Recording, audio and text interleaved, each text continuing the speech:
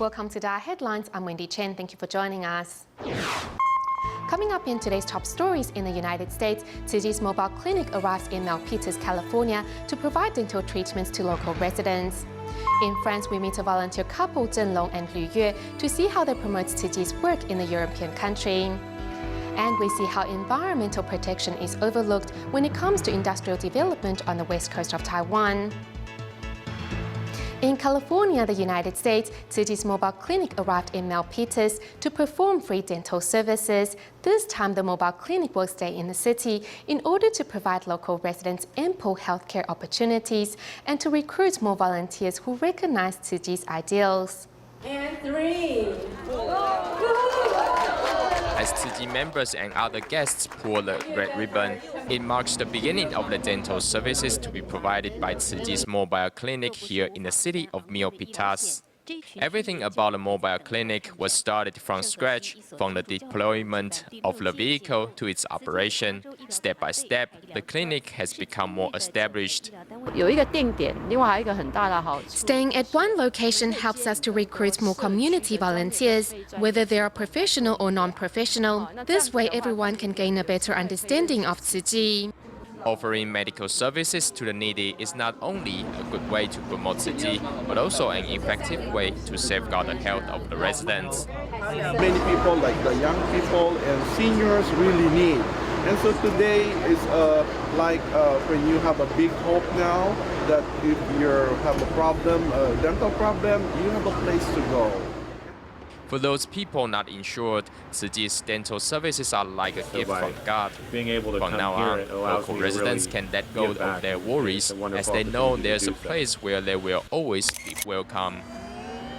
Moving to China, in Lushan County, Sichuan Province, Wan Chenhai, who is in the architecture industry, built a dream house for his family some 8 years ago. However, his house was severely damaged by the recent Ya'an earthquake. Though devastated, the man is grateful that his family is safe and slowly recovering from the tremor.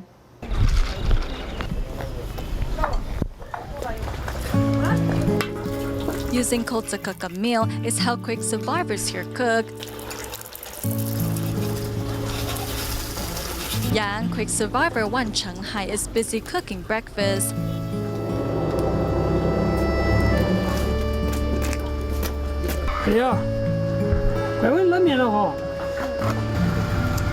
This is Wan Chenhai's son Yang Yang. After the tremor, the little boy has been constantly waking up in the middle of the night. Sometimes in the middle of the night, he will tell us that he wants to go home and check on it. I know as a man I shouldn't shed any tears, but I'm very sad.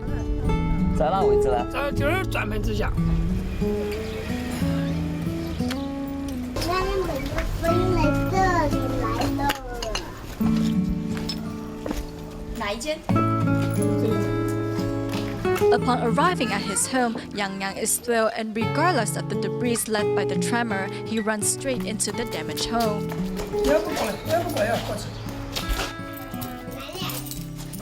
During their visit, Wan Chenhai constantly worries about Yang Yang's safety. When the tremor struck, Yang Yang was still asleep. The strong quake woke the little boy, and with no time to dress, Yang Yang's mother quickly took the boy and the two fled their home. When the bricks came down, my wife quickly grabbed my son and held on to him tight.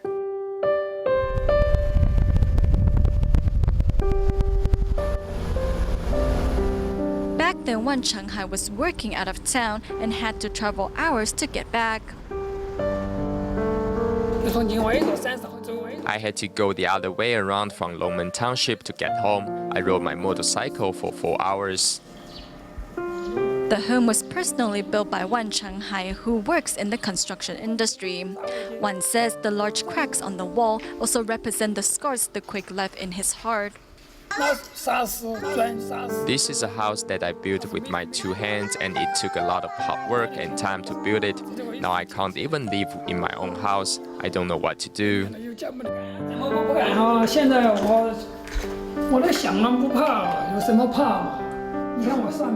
Every day, Wan Chenhai will pay a visit to his damaged home. Today, he shows us his garden on the attic. You see, I planted many beautiful flowers. I planted different plants over here. And see, these are lotus flowers. Seeing the flowers, Wan Chenghai finally breaks a smile. He tells us that after the strong quake, Yang was so frightened that he barely spoke for 3 days. He wouldn't talk for the whole day and stay either in bed, or I had to hold him so that he felt safe.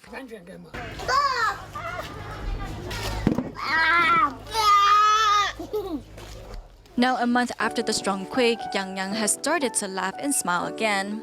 One says Tzu Chi has speeded up the recovery process for his son. After Tzu Chi established the support center for children, Yang started going to school every day. Seeing the other children has made him feel much better. 跟谁睡？爸爸妈妈。你睡中间了。舒服吗？舒服。 After the tremor, Wan Chenghai and his family moved into the designated tent areas for quake survivors. He says in spite of the harsh living conditions, as long as everyone is safe, they can start their lives anew. Also in China, Tzu Chi volunteers are promoting vegetarianism in their local communities. At the vegetarian cooking class in Kunshan, Jiangsu province, students learned how to cook a delicious meatless meal and hope to invite their family members to join them.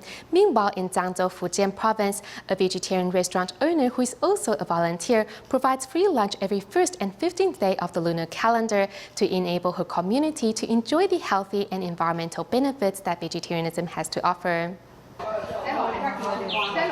Here at a vegetarian restaurant in Zhangzhou, Fujian province, the manager makes every 1st and 15th day of the lunar month a free lunch day to promote vegetarianism to nearby residents. The event is well organized because vegetarian food is healthy and beneficial to senior residents like us. Another customer came all the way from Jiangxi. It is really delicious. I tried it last time and thought it was great.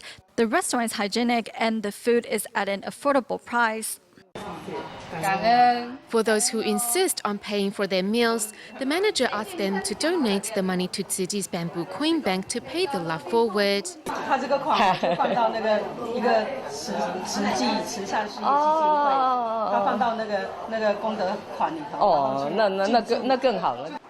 Meanwhile, in Kunshan, Jiangsu, students of Tzu Chi's vegetarian cooking class plan to invite their family members to join the good cause. If you can make a vegetarian dish look delicious, your family would definitely want to eat meat still. My purpose in coming here today is to improve my culinary skills so that my family will fall in love with vegetarian food. Students work together to produce strawberry jam and also plan to organize a vegetarian food fair to donate the proceeds to those in greater need.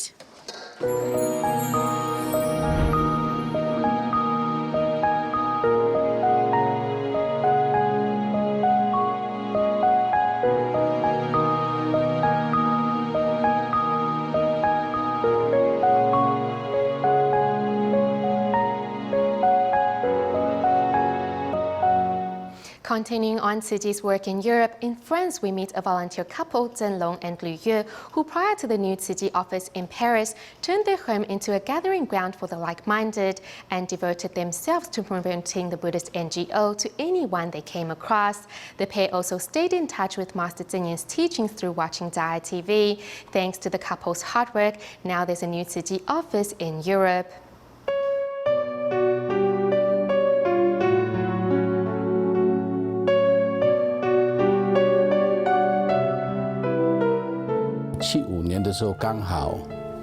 In 1975, Cambodia fell into the hands of Khmer Rouge and everyone fled the country, including my parents, but I had no information on what happened to them.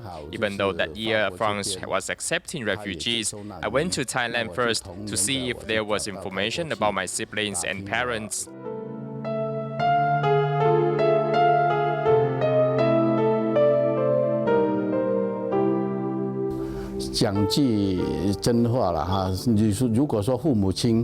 Honestly, if you didn't know the whereabouts and well-being of your parents, wouldn't you feel distraught, on top of which there was just too much uncertainty?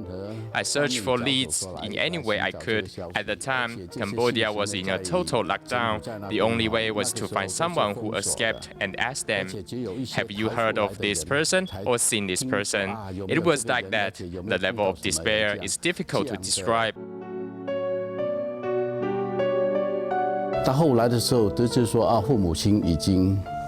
Later, I got word that my parents died while escaping. I also learned that my siblings made their way here, so I came here to start over.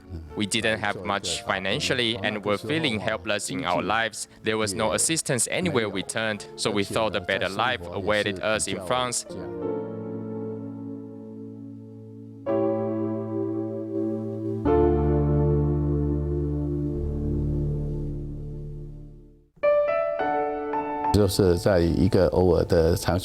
Then by a chance encounter, I met my wife. 刚刚开始是我进入慈济啦，那因为我要度他啦。 In the beginning, it was I who was involved in Tzu Chi, and I wanted to recruit him. So I asked him to watch the ITV. He saw how Tzu Chi benefits all living beings and doesn't have us just sit there and chant sutras all day long. The master asks us to be involved in our community, not just to sit there and meditate. So now he really likes Tzu Chi and its teachings, but then he wanted me to take charge and be a leader. I was scared to do it alone, so he told me, "I'll help you along for a year and see how it goes." And now it's been 11 years. Of course, on the path of cultivation, there are always bumping patches, sometimes even obstructions, but whenever we see the Master's portrait, our troubles will ease. We want to keep walking in the Master's footsteps for all eternity. This is a very popular area inside the 13th arrondissement. Over there by the road there are shops, and when we walk over this way, the noise fades away. So we have named this area Francis Dharma Pathway. Tzu Chi could not have opened its first office in Paris without the help of many people. For example, 2 Chinese nationals from Cambodia who lived in France for over 30 years volunteered to take on maintenance and repair work at the office and do an amazing job without spending a dime. And let's not forget Taiwan's ambassador to France, Zheng Long, who seizes every opportunity to promote Tzu Chi's work during his speeches. Those who like photography are blockheads, because only blockheads would wait forever for a shot. When I took this one, I knew you would be a hit. Taiwan's ambassador to France, Zheng Long, photography enthusiast. For a perfect shot, he can forsake eating and sleeping. But Ambassador Lu's conviction is even more evident when he works. You got to seize every opportunity to market and promote Taiwan. For me, when giving speeches, I have a page dedicated to Tzu Chi, because Tzu Chi represents Taiwan's international accomplishment and love for the planet. A Taiwan native, Ambassador Lu wants to share Taiwan's beauty and culture with the world. Familiar with Tzu Chi's work, he agrees that charity is a good way for the international community to get to know Taiwan. People back in Taiwan probably don't know this, but our PET bottle recycling ratio has reached 96%, placing us first in the world. Our technology, developed by Tzu Chi with love, turns the bottles into blankets and clothes, which are then donated to people in need. Tzu Chi has done so much, and its deeds need to be better communicated to the world. When I praise Tzu Chi's work, my words are my guarantee, because my job is to promote Taiwan. I don't need to fake it. I speak only the truth. When people see that, they are impressed by our earnestness and exploits, and that brings glory to Taiwan. See how messy my desk is? This means that I really do have a lot of work to do. Ambassador Lu's frequent use of Taiwanese helps make his colleagues feel at home. Although he has served his term and was due to retire, Ambassador Lu's exemplary work earned him another assignment to Paris. He was also recognized locally when a street was named after him. Of course, I'm ecstatic, as I never thought this would happen. I think this is a representation of Republic of China's accomplishment here. I just happen to be the one who works here, but this is a tribute to Republic of China, Taiwan. A saying goes, a rice stalk with a fuller ear bends lower. Remaining humble in spite of his achievement, Ambassador Liu continues to serve in silence, asking for nothing in return.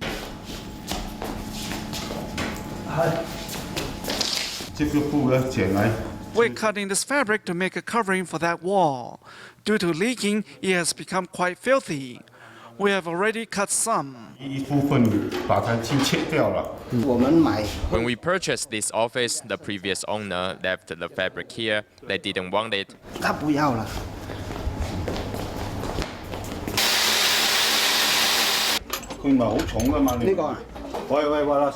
Also giving in silence are two volunteers at the new Tzu Chi office in Paris who take care of all the maintenance and repair work, including taking care of clogged drains and assembling furniture. What is even more amazing is that they have not spent a dime. All these were going to be thrown away. We collected them to use as tool bins. Instead, these steel bars were also discarded. After we brought them back, I just welded them into this shelf. We spent no money. The store here is made from discarded boards found inside a shipping container. I just nailed them together into this store. I strongly advocate reusing materials that have been discarded and are still in good condition when not putting them to good use.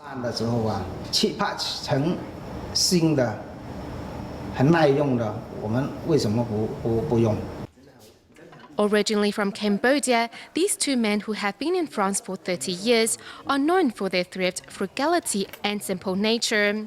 Having worked all their lives, they have finally found their spiritual home and are now one of the first supporters of the new Tzu Chi office.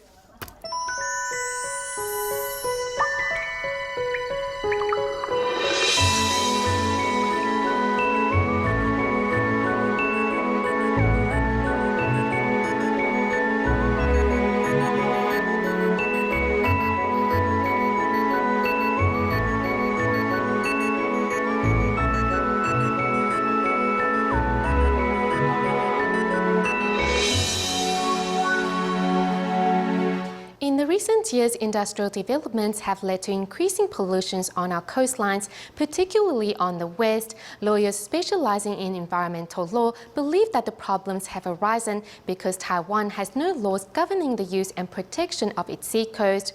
Although the Basic Environmental Act has been in effect for 10 years, Taiwan has yet to extend environmental protection to the oceans that surround the island. Here's more.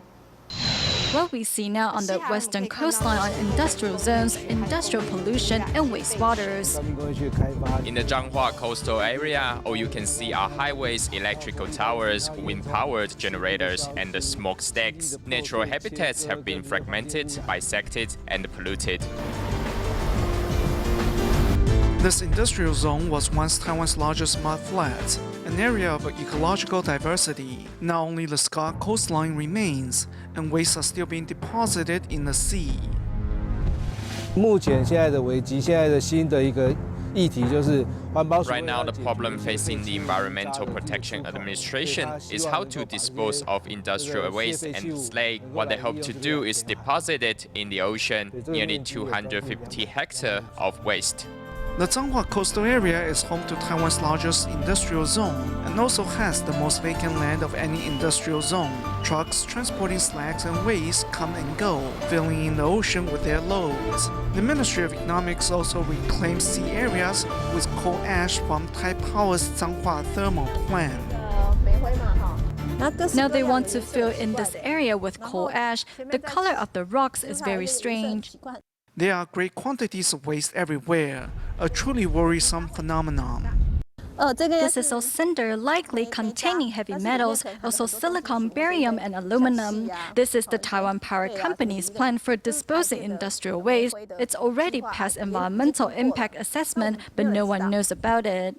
Following the Kaohsiung Nanxing plan, the Zhanghua coastal was the second area to be used as a repository for industrial waste. This large tract of land lies idle. All can be traced back to problems brought by development. This is a structural problem, and the slag that we see is just the tip of the iceberg. It's the industrial structure and the governmental policy that create the problem. The EPA is also under pressure. They have to put this stuff somewhere.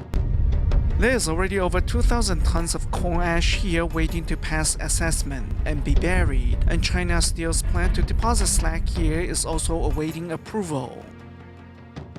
The Environment Impact Assessment Report is merely a formality. There were clear laws regarding the use of the coasts. We could manage the situation properly. We wouldn't need to dump waste into the seas, and there would be no need to pass the EIA. We could simply veto it. The Zhanghua Coastal Area Industrial Zone was the embodiment of Taiwan's economic dreams, but now the once beautiful coastline has become a repository for industrial waste. This is the price we have paid for industrial development. In Malaysia, we meet a star from the Tzu Chi Malaysia chapter, Yang Liying, who was a rebellious child when she was young. Thankfully, after joining Tzu Chi and seeing those who are less fortunate, Yang realized how blessed she was and decided to quit her bad habits and also became a filial child. As a child, I was a total failure. I ignored my parents' feelings, and now I am repentant for my past mistakes. At the seminar, Yang Liying bravely shows her repentance towards her parents and respectfully serves tea to her mother.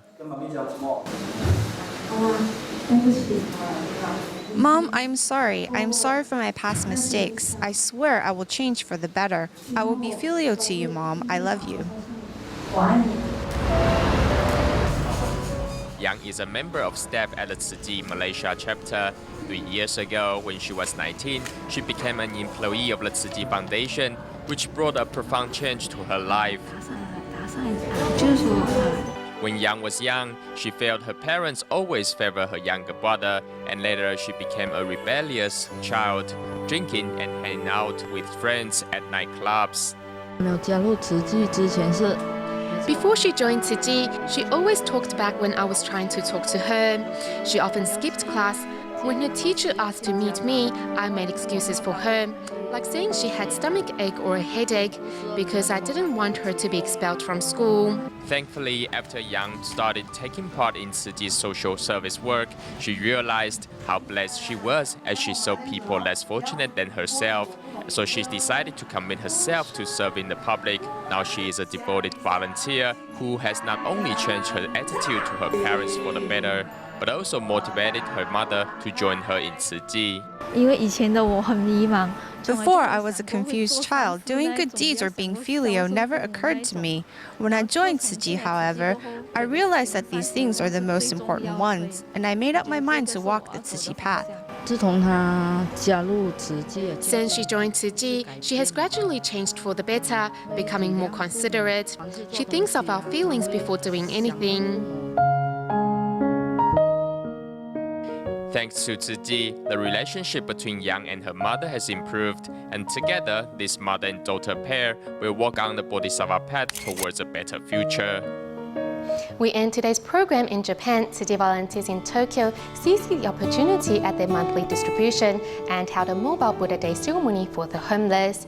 Though it rained on the day, participants put on raincoats and umbrellas to pay respects to the Enlightened One. We'll leave you with these images. Thank you for tuning in. Goodbye.